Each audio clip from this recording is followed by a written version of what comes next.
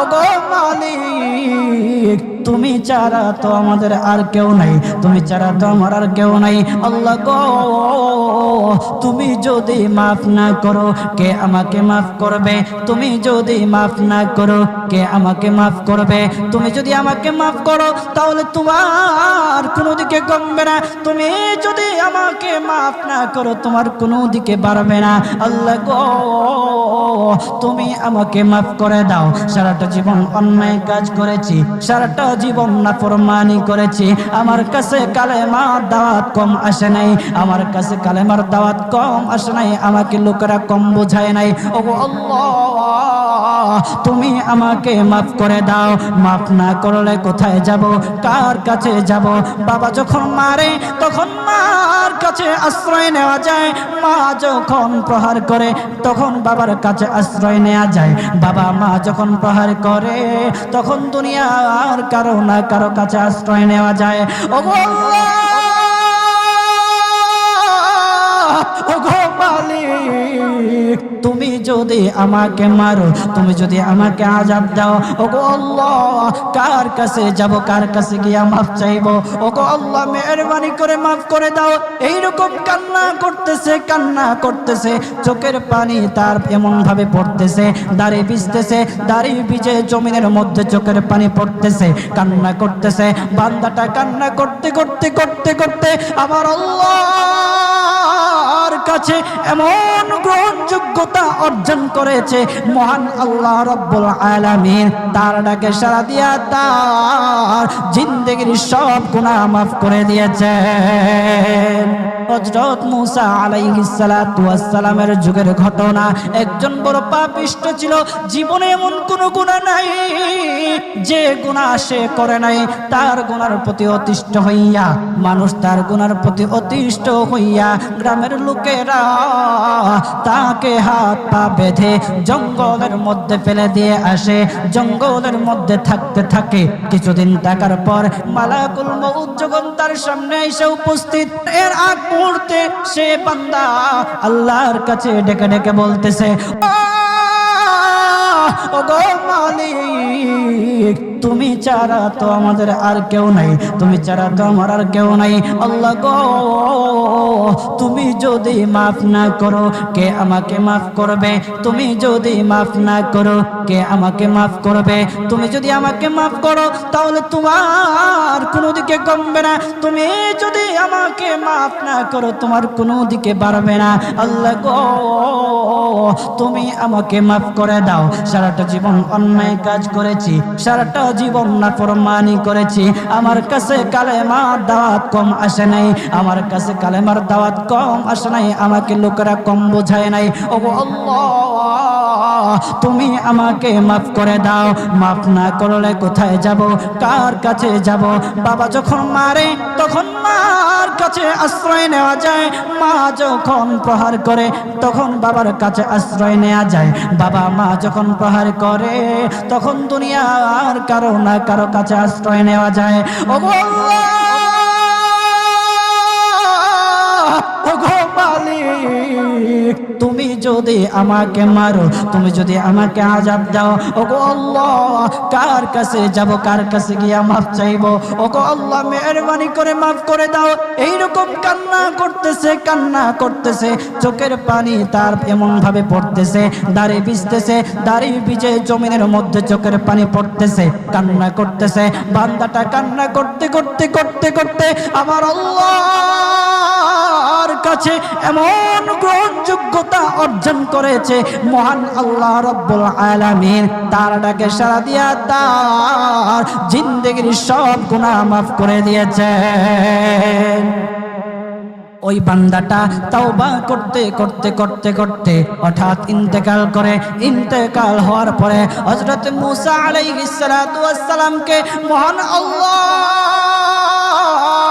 বলে দিতেছে, পয়গম্বর মূসা ও দোস্ত দেখো অমুক জঙ্গলে আমার একটা পাগলা আশিক, আমার পাগলা একটা আশিক মারা গেছে, ওই আশিকটার জানাজা তুমি পড়াও, দাফন কাফনের ব্যবস্থা করো।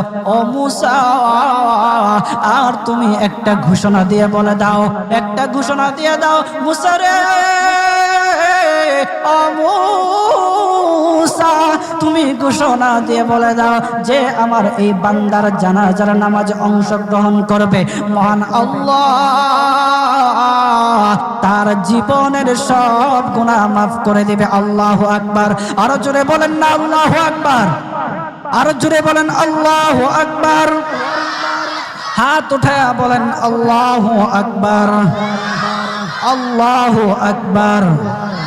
মুসলমান বাবাজি গভীর মনোযোগ। হযরত মুসা আলাইহিস সালাতু ওয়াস সালাম একটা পাহাড়ের উপরে উঠলেন। পাহাড়ের উপরে ওঠার পর তখন ডেকে ডেকে বলতেছে, ও উম্মতেরা রে, আমার উম্মতেরা শোনো, আল্লাহ রাব্বুল আলামিন একটা সুসংবাদ দিয়ে দিয়েছে। আমার আল্লাহ রাব্বুল আলামিনের একটা আশিক একটা ওই অমুক জঙ্গলের মধ্যে মারা গেছে। ওই পাগলা আশিকের জানাজার নামাজ অংশগ্রহণ করো। যদি জানাজার নামাজ পড়ো তখন আমার আল্লাহ তোমাদের জীবনের সব গুনাহগুলি মাফ করে দেবে। কেউ যদি নিজের গুনাহ ক্ষমা করাইতে চাও, কেউ যদি নিজের গুনাহগুলি ক্ষমা করাইতে চাও, তাহলে মহান আল্লাহ রাব্বুল আলামিনের ওই পাগলা আশিকের জানাজায় অংশগ্রহণ করো। তখন লোকেরা দলে দলে জানাজায় অংশগ্রহণ করার জন্য দলে দলে গেল। জানাজার নামাজ আদায় করলো। আদায় করার পর পয়গম্বর মুসা আলাইহিস সালাতু ওয়াস সালামকে বলতেছে, ওগো আল্লাহর পয়গম্বর, ও পয়গম্বর, যার জানাজায় অংশগ্রহণ করার কারণে মহান আল্লাহ তার জীবনের সব গুনাহ মাফ করে দেবে। এমন মহা ব্যক্তি, তো এই মহান ব্যক্তিটাকে তো একটা নজরে দেখা দরকার, অবশ্যই দেখা দরকার। আমাদেরকে সেই ব্যক্তিটাকে দেখান। তখন মুসা আলাইহিস সালাতু ওয়াস সালাম বলতেছে, ঠিক আছে, তোমাদেরকে দেখানো হবে। তখন যখন দেখাতে গেলেন, দেখানোর সাথে সাথে লোকেরা বলল, পয়গম্বর আপনি কি বলেন, এই লোকটাকে তো আমরা ভালো করে চিনি। ওই লোকটা বড় পাপিষ্ট ছিল, বড় অন্যায়কারী ছিল, বড় জুলুমকারী ছিল। ওগো পয়গম্বর, সমাজে এমন কোন গুনাহ নাই যে সে করে নাই। সমাজে সব গুনাহ করেছে, সমস্ত গুনাহের সাথে সে জড়িত ছিল। সে জড়িত ছিল, তার গুনাহের কারণে আমরা অতিষ্ঠ হইয়া তার হাত পা বেঁধে আমরা তাকে জঙ্গলের মধ্যে ফেলে দিয়ে আসি। এই পাপিষ্ট বান্দা আল্লাহ তাআলার বড় আশিক হতে পারে কিভাবে? আল্লাহ তাআলার পেয়ারা হতে পারে কিভাবে? পয়গম্বর মুসা আলাইহিস সালাতু ওয়াস সালাম আল্লাহর কাছে ডেকে ডেকে বললে, আল্লাহ, লোকেরা কি বলতেছে আর তুমি কি বলো? ওগো আল্লাহ, এর সমাধান কি? এর সমাধান কি? সমাধানটা তো তুমি দিয়ে দাও। আল্লাহ রাব্বুল আলামিন পয়গম্বর মুসা আলাইহিস সালাতু ওয়াস সালামকে সমাধান দিয়েছে। বলতেছে, ও মুসা, দুষ্ট রে, ও দুষ্ট, তারা যা কথা বলেছে, লোকেরা যে কথা বলেছে সত্য বলেছে। আমি আল্লাহ যা বলেছি তাও সত্য বলেছে। ও পয়গম্বর মুসা, তারা যা বলেছে সত্য বলেছে। ওই বান্দা বড় পাপিষ্ট ছিল, ওই বান্দা বড় অন্যায়কারী ছিল, কিন্তু শেষ বয়সে আইসা তার হাত পা যখন বেঁধে যখন লোকেরা জঙ্গলের মধ্যে ফেলে দিয়ে আসলো, তখন সে আমার কাছে এমন ভাবে কান্নাকাটি করা শুরু করে দিয়েছে, এমন ভাবে তওবা করা শুরু করে দিয়েছে। আমি আল্লাহ তাআলার এত দয়া, আমি আল্লাহ তার ডাকে সাড়া না দিয়ে পারলাম না। তার ডাকে সাড়া দিয়ে দিলাম। ও মুসা, সে তাওবা করার সময় যদি সবার জন্য সে তাওবা করত, যতজন লোকরা বেঁচে আছে, যতজন উম্মতেরা আছে, যতজন লোকেরা আছে, সমস্ত লোকদের জন্য যদি সে আমার কাছে তাওবা করত, আমি আল্লাহ তার তাওবা মুহূর্তের মধ্যে কবুল করে সমস্ত বান্দাদেরকে মাফ করে দিতাম। সুবহানাল্লাহ, জুড়ে বলেন লিল্লাহি তাকবীর, নারে তাকবীর। কত দয়ার আল্লাহ।